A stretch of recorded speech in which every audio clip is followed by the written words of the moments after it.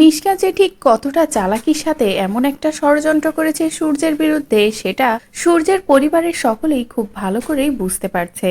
কিন্তু বুঝতে পেরেও কেউ কোনো রাস্তা খুঁজে পাচ্ছে না কিভাবে মিশকার মুখোশটা খুলে দেওয়া যায় সকলের সামনে, কিভাবে মিশকার ষড়যন্ত্রটা হাতে নাতে ধরা যায়। এদিকে সূর্য তো পুরো ভেঙে পড়েছে। সূর্য বলছে, আজ আমার একটা ভুলের কারণে সবটা শেষ হয়ে যাচ্ছে, সবকিছু হচ্ছে আমার কারণে, শুধুমাত্র আমার কারণে।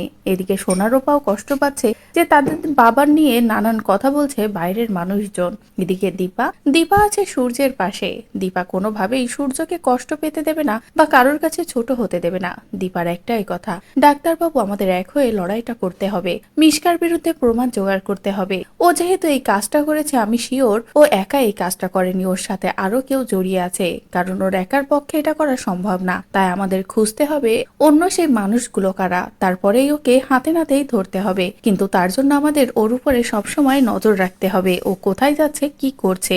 এই বলেই দীপা ও সূর্য মিলে সবসময় কড়া নজর রাখে মিশকার দিকে। এদিকে মিশকার তো আনন্দে শেষ নেই। বাড়িতে বসে রিল্যাক্স করতে থাকলে সেই ডক্টর গিয়ে হাজির হয় মিশকার বাড়িতে সবকিছু ঠিকঠাক আছে কিনা চেক আপ করার জন্য, এমনকি পরবর্তীতে যাতে কোনো ঝামেলা না হয় এসব নিয়ে আলোচনা শুরু করে দেয় মিশকা ও ডক্টর। ঠিক সেই মুহূর্তে দীপা ও সূর্য মিলে আড়াল থেকে আড়ি পাতে এবং সমস্ত কথা শুনে ফেলে যে মিশকা কার সাথে মিলে এমন ষড়যন্ত্র করেছে, যেটা দেখে তো দীপা ও সূর্যের মাথা পুরো খারাপ হয়ে যায়। দীপা বলে, এই যে ডাক্তারবাবু বলেছিলাম না এর পিছনে আরো কেউ আছে, এবার এই ডাক্তারকে আমাদের হাতে নাতে ধরতে হবে সুযোগ বুঝে, তারপরেই তার মুখ থেকে সব সত্য স্বীকার করাতে হবে। তো বন্ধুরা, এবার যদি মিশকার উপরে কড়া নজর রেখে সত্য অবধি পৌঁছে যায় দীপা ও সূর্য, আসল মানুষটার খোঁজ পায়, তাহলে সেটা দেখতে তোমাদের ঠিক কেমন লাগবে কমেন্ট করে জানাও। পরবর্তী আপডেট পেতে চ্যানেলটি সাবস্ক্রাইব করো।